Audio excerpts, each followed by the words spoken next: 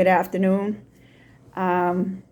Before I give you the word that the Lord gave me to give you today, He wants me to read from 1 Samuel 16. I'm reading from the ESV, starting at verse 6 all the way through verse 13.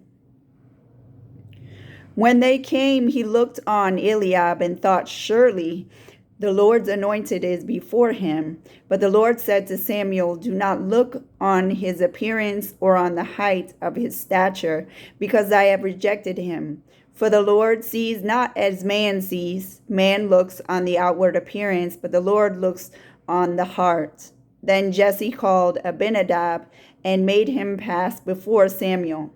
And he said, neither has the Lord chosen this one. Then Jesse made Shammah pass by, and he said, neither has the Lord chosen this one. And Jesse made 7 of his sons pass before Samuel. And Samuel said to Jesse, the Lord has not chosen these. Then Samuel said to Jesse, are all your sons here? And he said, there remains yet the youngest, but behold, he is keeping the sheep. And Samuel said to Jesse, send and get him, for we will not sit down till he comes here. And he sent and brought him in. Now he was ruddy and had beautiful eyes and was handsome. And the Lord said, arise, anoint him, for this is he. Then Samuel took the horn of oil and anointed him in the midst of his brothers. And the Spirit of the Lord rushed upon David from that day forward. And Samuel rose up and went to Ramah. The Bible tells us at all times to test every spirit. So I encourage you, do not take my word for it. I need you to take this back to the Lord in your own personal prayer time and ask him to confirm or deny the word that you heard today. The Lord did want me to title this word, the Lord has not chosen these. I received it today at 1:15 p.m. Eastern Standard Time. This is what the Lord said. Many are called, but few are chosen. I see what you do not. I do not choose my anointed because they look like the most likely candidate. As a matter of fact, I choose who you wouldn't. I choose the outcast.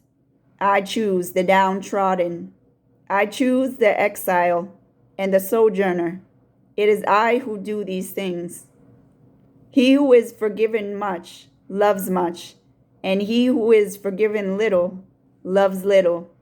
Man looks at the outward appearance. I am more interested in the quality, character, and posture of your heart. Many of you are wondering why you are still in a wilderness, why the breakthrough you have been praying for has not come, but I know the thoughts and intents of your heart. I know your inner motives. I know how sensitive you are to criticism, so how will you handle intense persecution? I know that you tend to seek validation through sources other than me, and if I were to exalt you now, that praise would get to your head and a seed of pride would be sown with each and every compliment. I know where there is selfish ambition and a desire to acquire wealth. I know what you would do with it once received. Some of you would spend it on yourselves and let my house fall apart. Some of you would watch the suffering of other people without a second thought. Some of you would be enticed by the things of this world and fall into compromise if I were to promote you now. Some of you would fold under the pressure of greater expectations.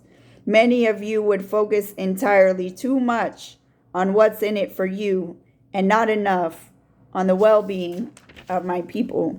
You must decrease for me to increase. You must remain humble.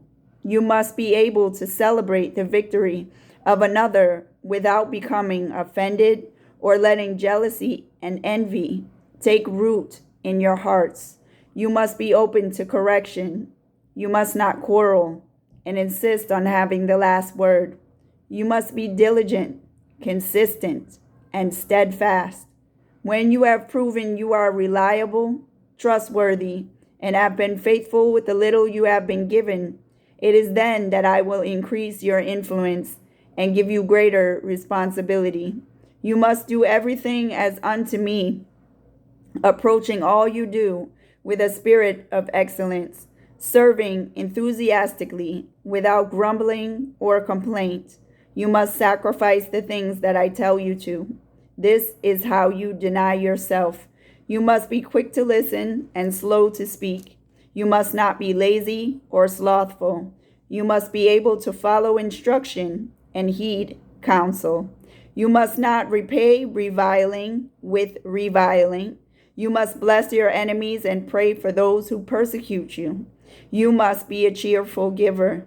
You must be content whether you abase or abound, knowing that I sent both. So you won't ever place your faith in yourselves or your abilities. You must seek the kingdom and my righteousness first. You must put others above yourselves. You must not shrink back or be ashamed of me.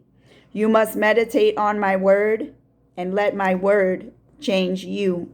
You must love your neighbor as yourself, looking out for the interest of others above your own. You must enter my gates with thanksgiving and my courts with praise. You must make a joyful noise unto me, rejoicing in the day I have made.